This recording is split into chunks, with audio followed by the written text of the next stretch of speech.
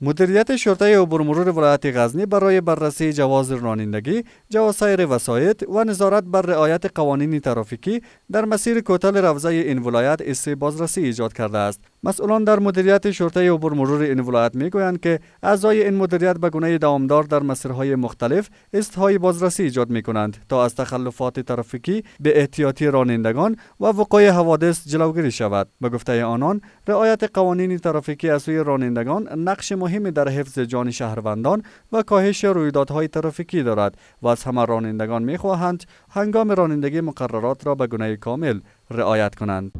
لیلا الحمد دغه څو ورځې کېږي چې غزني ولایت کې حادثې ډېرې کمې شوي دي او علتونه د حادثو دا دي چې زیاتره ډریوران احتیاط نه کوي، ترافیکي اصول نه مراعاتوي او بل عمده علت یې دا ده چې زیاتره کسان بیخي له لوی سره لیسنس نه لري، یعنې په ترافیکي اصولو باندې بیخي پوهېږي نه، نو زیاتره حادثې له دې رامنځته کېږي او غټه عمده علت یې دا ده چې دلته سړک ډېر تنګ ده او سړک سور ډېر کم ده، زیاتره حادثې رامنځته. در همین حال یکی از شهروندان که با همکاری مدیریت شرطه عبورمرور ولایت غزنی برای آگاهی دهی رانندگان درباره خطرات ناشی از بی‌احتیاطی و تخلفات ترافیکی فعالیت می‌کند، میگوید که هدف از این برنامه‌ها ترویج فرهنگ رانندگی مسئول و کاهش حوادث ترافیکی است.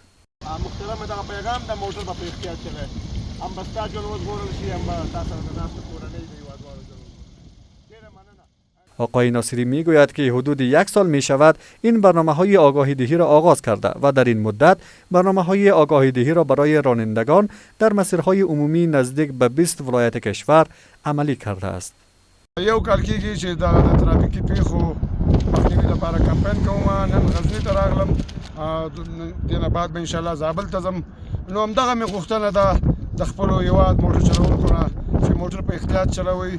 ژوند یوه الهي ډالۍ ده، احتیاط کې به ستا ژوند هم وژغورل شي، تا سره د ناستو هیوادوالو ژوند هم وژغورل شي.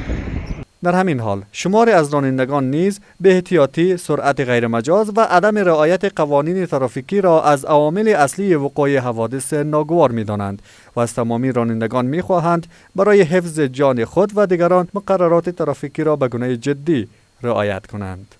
هم دا ډېر اقدام دی، دا د ډریورانو لپاره یو تشویق ده، دوی لپاره چې دوی په صحیح طریقه باندې سفر وکړي، لیسنسونه یې چک شي. شاهراه کابل قندهار از پرترددترین مسیرهای مواصلاتی کشور به شمار می رود و همه ساله شماری از رویدادهای ترافیکی در بخش‌های مختلف انشاء را به وقوع می پیوندد. به گفته مسئولان، بررسی اسناد رانندگان و وسایط، نظارت بر رعایت مقررات ترافیکی و آگاهی دهی بر رانندگان از اقداماتی است که می تواند در کاهش تخلفات و جلوگیری از وقوع حوادث ترافیکی نقش مؤثری داشته باشد.